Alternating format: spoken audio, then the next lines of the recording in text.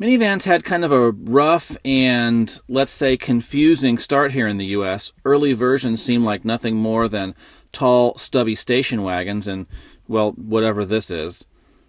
Still, some brands could never really get the formula right, and eventually the bad ones just went away. Today, we're left with a handful of really good vans that are often very attractive, and that's exactly where the 2018 Honda Odyssey comes in. This new Odyssey is everything that we've loved about the old van with plenty of clever new features. So, for example, the Odyssey is thankfully still the best handling minivan. That's something that we've always liked about it. If an engaging driving experience is important to you and you're shopping for a minivan, you're probably just going to want to get the Odyssey. Also, the ride is remarkably quiet, and we mean like really quiet. Even on the highway, there's very little road noise and very little engine noise. The interior is modern looking and nicely laid out. It's a good combination of functional and premium. Still, we think the Pacifica has a bit more of a luxurious feel inside, even though we have to admit the Honda offers more in-car tech features, and that might ultimately be more important to families. One of those tech features is called Cabin Watch. It uses an interior-mounted roof camera so that you can keep tabs on your kids in the second row. It's especially helpful for those with babies. It even works in the dark, but it's also good for just checking on your kids and seeing what they're doing back there. There's a rear seat entertainment system on the higher trim levels. It's pretty good. It uses apps like iHeartRadio and Spotify. It also plays Blu-ray discs. It's a 10.2-inch screen. We have to admit that the new Honda Odyssey is probably the most tech-heavy family car we've seen, and that's at any price. You can do super cool things like wireless charging.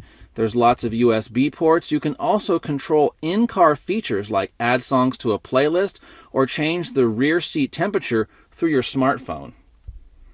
We also like the second row seats that slide back and forth and side to side, making access to the third row or access to your small kid in the second row easy. Giving them a drink or taking something away is really great. It's super good for parents, and we found that it was so easy to do that even kids could do it themselves most of the time.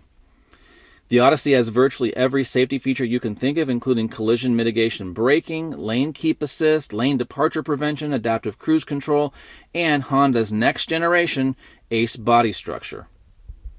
Acceleration is adequate thanks to the 3.5-liter V6, and that makes 280 horsepower.